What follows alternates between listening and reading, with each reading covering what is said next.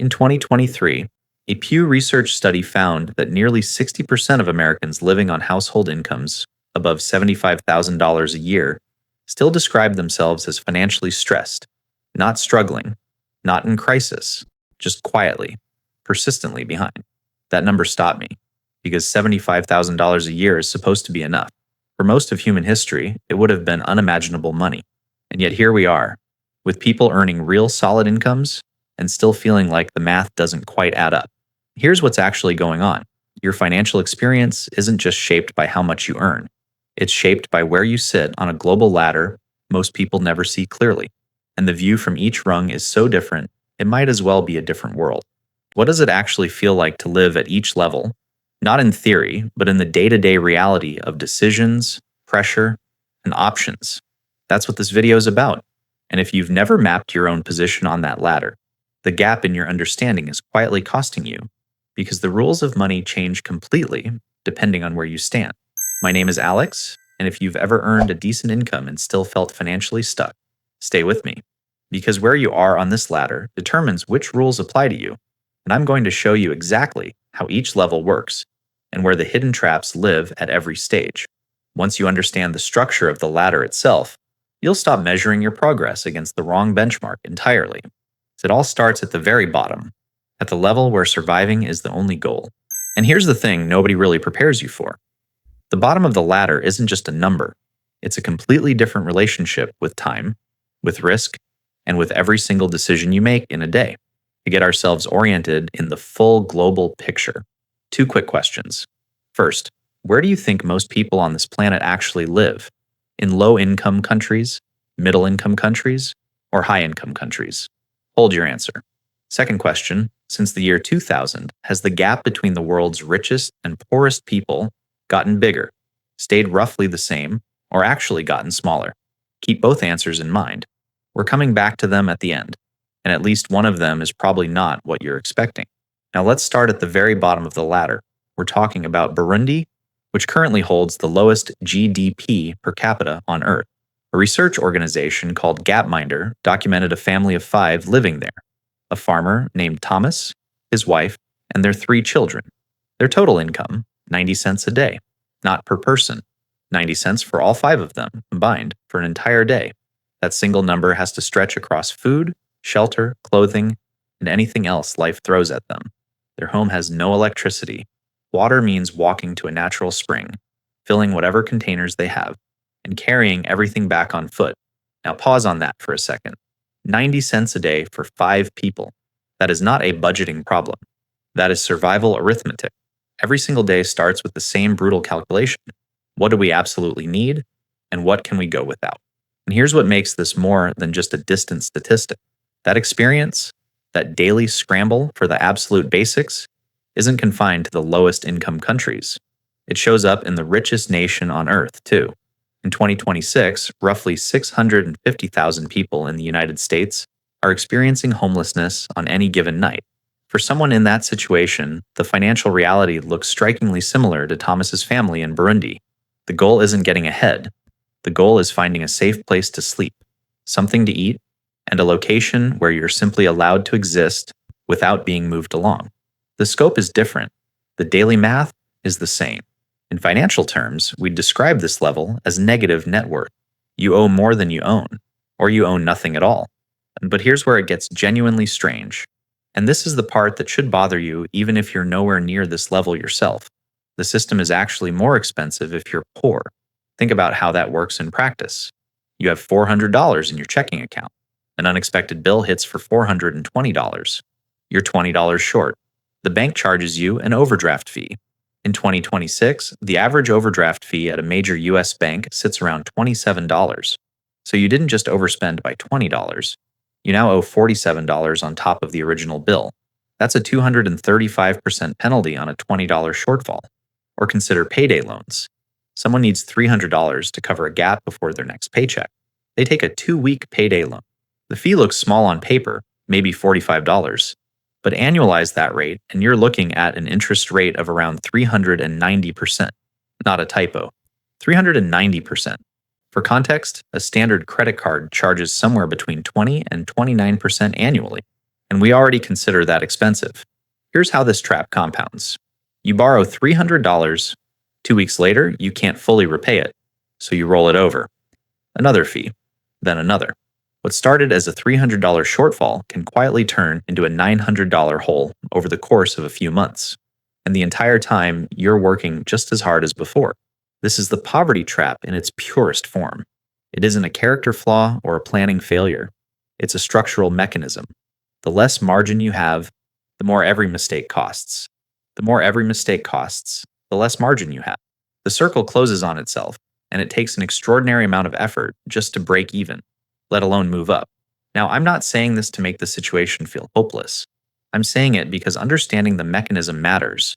When you can see exactly why the bottom of the ladder is so hard to leave, you stop asking why people don't just try harder. The system at this level isn't neutral. It charges a premium for being poor.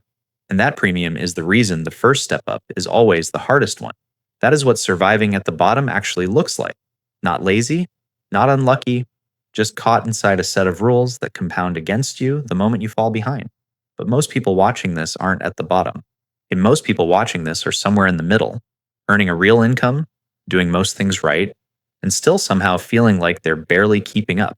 And that feeling has a name, an explanation, and a specific mechanism behind it. That mechanism is what economists call the Great Middle Squeeze. There's a chart that changed how a lot of economists think about the last 30 years. It doesn't look dramatic at first glance, but once someone explains what you're actually looking at, it's difficult to unsee. Before we get there, consider this. The middle class in wealthy countries was supposed to be the big winner of globalization. Open borders, open trade, the whole world as a market. More competition was supposed to drive efficiency, lower prices, and raise living standards across the board. And in one sense, it worked, just not necessarily for the people who were told it would. Here's where most people on this planet actually live, not in low-income countries and not in high-income ones. The majority of the world's population now lives in middle-income countries. That's a genuinely remarkable shift from just a few decades ago. And billions of people, particularly across Asia, have moved out of extreme poverty and into something that looks and feels more like a recognizable middle-class life. Electricity, running water, a phone, school for the kids. That progress is real, and it happened fast. But at the exact same time, something else was happening. The middle class in wealthy Western countries, the people who were supposed to benefit most from a globalized economy, stopped moving forward. That's what the elephant curve shows. It was developed by economists Branko Milanovic and Christoph Lachner, and it tracks income growth by wealth percentile across the entire global population over roughly 2 decades. The shape it draws looks like an elephant. There's a large hump on the left, representing massive income gains for the emerging middle class in Asia, then a dip in the middle, then a sharp rise on the far right, representing the global top 1%. That dip in the middle is the lower and middle classes in wealthy Western nations. Almost zero real income growth over 20 years. Not a slowdown, nearly flat. So the paradox is real, and it's specific. The world got richer. Global poverty shrank. And the middle class in the US, the UK, Germany, and France largely stood still while the cost of everything around them kept climbing. Now let's make this personal, because statistics are easy to nod at and forget. Meet Daniel. He's 38, works as a project manager at a mid-sized construction firm in the Midwest, and his household brings home $5,000 a month after taxes. His wife works part-time as a dental hygienist. Together, they feel like they should be comfortable, and on paper they are.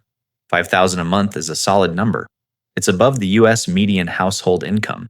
Here's what actually happens to that money each month. The mortgage goes first. They bought a modest 4-bedroom house in 2021 before rates climbed. Their payment, including property taxes and insurance, is just over $2,000 a month. That's gone immediately. Then the cars. Daniel drives a 6-year-old truck, his wife a used sedan. Between the remaining loan on her car, insurance for both vehicles, and gas, they're spending around $780 a month. Running total, $2,780. Student loans? Daniel finished a business degree. His wife completed a dental hygiene program. And combined minimum payments in 2026 sit at around $420 monthly. Running total, $3,200. Groceries for a family of 4 with 2 kids under 12 run roughly $1,040 a month at current prices. Utilities, internet, and their phone plans add another $310. Running total, $4,550. What's left? $450 for the entire month. That $450 has to absorb everything else: the kids' school activity fees, the quarterly car registration, the dentist visit insurance didn't fully cover, the broken garage door spring, the birthday present for the nephew. Any of those alone can wipe out what's left. Two of them in the same month, and Daniel is carrying a balance on his credit card. And here's the part worth sitting with. Daniel isn't doing anything wrong. He bought a reasonable house, he drives used cars, he didn't overspend on vacations or designer clothes. He did the things people are supposed to do. And he still ends every month with less than $500 of breathing room. That is the squeeze. It isn't a failure of discipline. It's a structural gap between what incomes have done and what costs have done over the last 2 decades. Housing costs in the US have risen roughly 140% since 2000. Childcare costs have more than doubled. Healthcare premiums have tripled. Wages for middle-income earners have grown, but nowhere near that pace. The math was always going to come up short. Now, Daniel's situation isn't permanent unless he treats it like it is. There is a way out of the squeeze, but it requires understanding one specific mechanism that most people either discover too late or never clearly explain to them. It's the thing that separates people who eventually feel comfortable from people who stay on the hamster wheel for decades. And once you see how it works, the path to climbing to comfort becomes a lot less mysterious. Most people think the hardest part of building savings is staying disciplined, cutting back, saying no to things. And discipline does matter, especially early on. But there's a point where discipline stops being the main driver, and something else takes over entirely. The problem is, nobody tells you exactly where that point is. Charlie Munger, who spent decades as Warren Buffett's business partner and was one of the most rigorous financial thinkers of the last century, said something that stuck with a lot of people. He said the first $100,000 is a real grind, not a small challenge, a grind. And then he said something more interesting. He said, after that, you just have to leave it alone and it'll eventually take care of itself. That sounds almost too simple, but the data behind it is worth walking through slowly, because the math is not obvious until you actually see it laid out. Let's say you're earning a decent salary and managing to save $600 a month. You're investing it consistently, earning an average annual return of 7%, which is roughly the long-run inflation-adjusted average of the US stock market.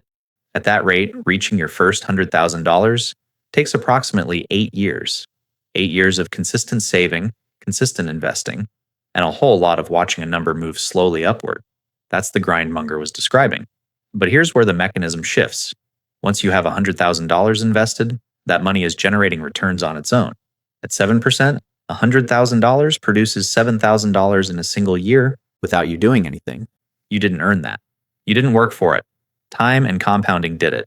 Now your $600 monthly contribution isn't carrying the load alone anymore. It has a partner. The second $100,000 arrives in roughly 5 years instead of 8. The third comes in about 3.5. By the time you're approaching $500,000, the gap between milestones has compressed to under 3 years. The snowball is rolling downhill, and it's getting heavier on its own. Here's how this played out for someone concrete. Meet Rachel. She's a 41-year-old nurse practitioner in the Pacific Northwest. She started investing at 26, putting away $550 a month into a retirement account. Nothing dramatic. No windfalls, no inheritance, just consistent contributions over 15 years. By her early 40s, her portfolio had crossed the $480,000 mark. She contributed roughly $99,000 of her own money over that period. The other $381,000 came from compounding. She didn't earn that with her labor. She earned it with time. Rachel will tell you she doesn't feel rich. She still drives a 7-year-old car. She still checks prices at the grocery store. But she has something most people in the squeeze don't have yet, and it's the most valuable thing at this level. She has options. She could take a lower-paying job closer to home without the whole financial structure collapsing. She could take 3 months off if her health required it. She could absorb a $20,000 emergency without carrying debt into the following year. And that's what climbing to comfort actually buys you. Not luxury, options. But this level comes with its own trap, and it's one that's easy to walk straight into because it looks exactly like success. It's called the golden handcuffs, and it works like this. As income rises, lifestyle tends to rise alongside it. The bigger house? the better cars, private school for the kids, a nicer vacation each year. None of those choices is wrong in isolation. The problem is when the entire financial structure of a household gets calibrated to require two high incomes simultaneously, with no slack built in anywhere. A couple bringing home a combined $340,000 a year can feel completely trapped. Both of them have to keep working at full capacity, full hours, full stress. If one of them loses a job, gets sick, or wants to step back, the math falls apart almost immediately. The mortgage, the car payments, the school fees, the lifestyle costs, they were all sized to fit two incomes. Remove one, and the structure doesn't bend. It cracks. That is the golden handcuffs dynamic. High income, high obligations, almost no real flexibility. It feels wealthy from the outside.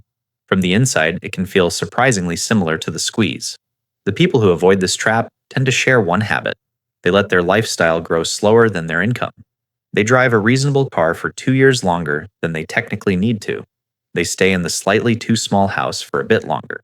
They bank the difference. Over time, and that gap between what they earn and what they spend is what creates genuine financial resilience rather than just the appearance of it. And that distinction matters more than most people realize. There's real wealth, which is largely invisible, and there's performing wealth, which is loud, visible, and often fragile. Real wealth doesn't look like much from the outside. It looks like a teacher who retired at 62 with a paid-off house and $1 million portfolio. It looks like an accountant who never drove anything flashy, but hasn't had a genuinely stressful month in 15 years. But there's another level above all of this, a level where the entire structure of how money works changes in ways most people never get close enough to observe directly. Up there, the rules aren't just different. In some ways, they run in the opposite direction entirely. That's the world of the rich. At some point on the wealth ladder, something fundamental shifts. Not gradually. There's an actual threshold where the entire logic of money reverses direction. Below it, you use your time to generate money. Above it, you use money to generate time. Most people spend their entire working lives on the wrong side of that line without ever quite seeing it clearly. So what does the other side actually look like? At the comfortable level, the goal was building assets and avoiding the golden handcuffs trap. At this level, the goal is different entirely. You're not trying to accumulate anymore. You're trying to orchestrate. The wealthy don't have jobs in the traditional sense. They have positions, stakes in businesses, real estate portfolios, investment funds. And the work shifts from producing output to managing systems that produce output on your behalf.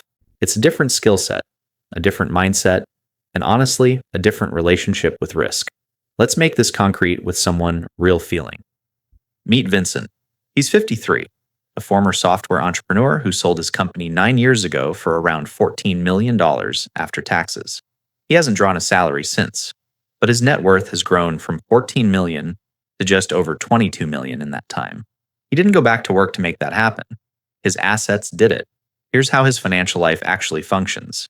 He holds a diversified portfolio of stocks and private equity stakes worth roughly $18 million. He owns 2 commercial properties that generate about $31,000 a month in rental income after expenses. He has a small ownership stake in a regional restaurant group that pays irregular but meaningful distributions. Vincent doesn't manage any of this day-to-day. He has a fee-only financial advisor, a CPA, and an estate attorney. His actual job is making high-level allocation decisions a few times a year and making sure the right professionals are handling everything else. That's the orchestra conductor model. You don't play every instrument, you make sure every instrument is being played correctly, and you decide when to bring in a new one. Now here's where it gets genuinely interesting. And this is the mechanism most people have never heard explained clearly. One of the primary strategies used at this level is called buy, borrow, die. It sounds extreme. The logic behind it is surprisingly straightforward. Here's the problem it solves. Say Vincent holds $5 million worth of stock in a company he invested in early.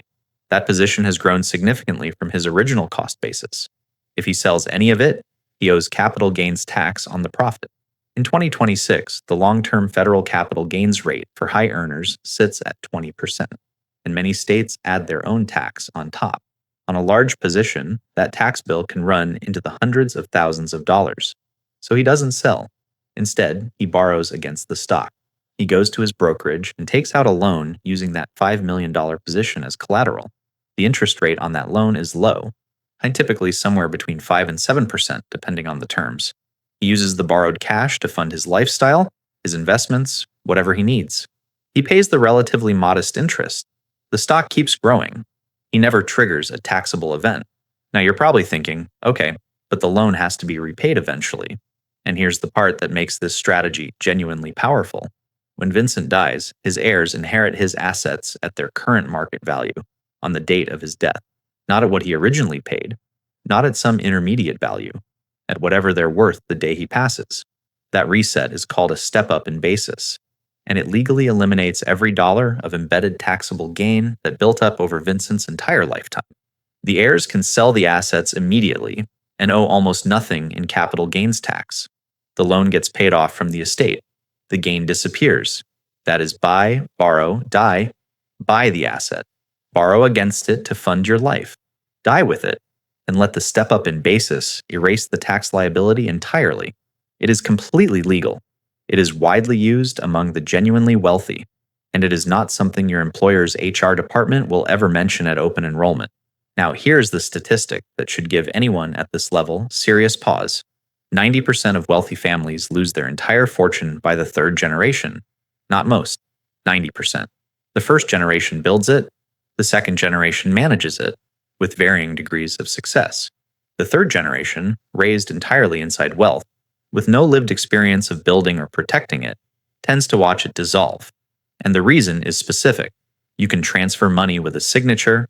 You cannot transfer the judgment, the patience, the risk calibration, and the genuine understanding of what that money represents and how fragile it actually is.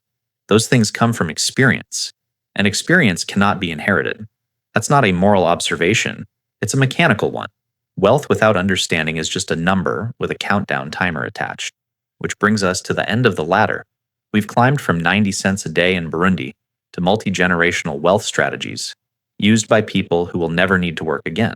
And somewhere in that climb, two questions have been waiting since the very beginning of this video. And the answers to both of them are more surprising than most people expect. And together they reveal something worth calling the wealth paradox. So let's go back to those two questions from the beginning. Where do most people on Earth actually live?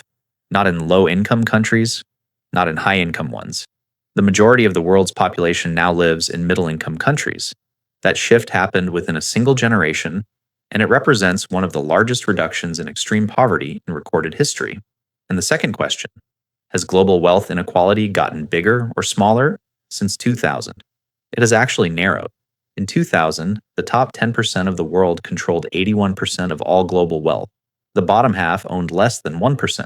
Today, the top 10% holds 74%. The bottom half has more than doubled its share. That is still a staggering imbalance. But the direction of travel has changed. Here's the paradox in a single sentence. The gap between rich countries and poor countries has been closing faster than the gap within those countries has been widening. So global progress and personal financial pressure can both be true at the same time. They are not contradictions.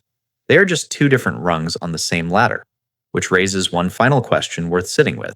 If you had to place yourself on that ladder honestly, not by income, not by net worth, but by how much genuine optionality your financial life gives you right now, which rung are you actually standing on?